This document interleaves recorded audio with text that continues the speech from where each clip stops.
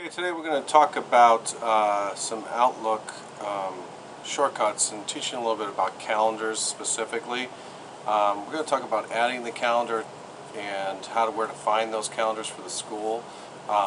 It's fairly straightforward, but it can be confusing. So we are going to first start off with our Outlook open, and once you open it, you're usually in the mail. That's your default area. You want to go to the bottom here, and you'll notice that there are other folders all the way down, but on the bottom of your page you'll see a folder down here, and that is called, and if you drag down, it's called public folders.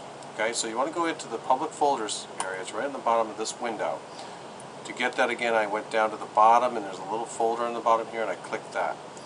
Now you have a favorites folder and you have all public folders. To add a calendar, you're going to basically, a calendar is called a folder, alright?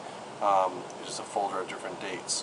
So you scroll down, there's all sorts of things in this Outlook public folders. You go to schools, you can get into any school, and we're looking for Hunt Valley, of course.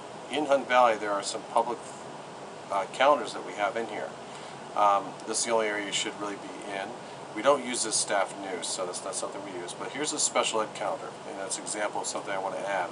Our school calendar is here, where we keep all different dates. If you want to add something to that, you got to get in touch with the office, and they'll add it for you.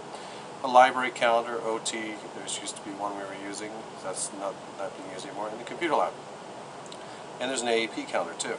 So you can add these just by clicking on one, and you know it'll open. But if you right-click on it, you can say add to my favorites, and then here's the name. You can call it something if you want to, and say add. Now let me show you where it'll show up. After you've done that, please add all of the ones you need. Then if you go back up here to, you can just go back to calendars. In your calendars you have things called shared calendars and other calendars, and also my calendar. If you open up your other calendars, I have a lot of them here, and notice I have a special ed calendar, and I have it twice because I added it again. So that's an example of how you add those, and this will be helpful for you to find out what's happening in, say, special ed or a school calendar or the computer lab.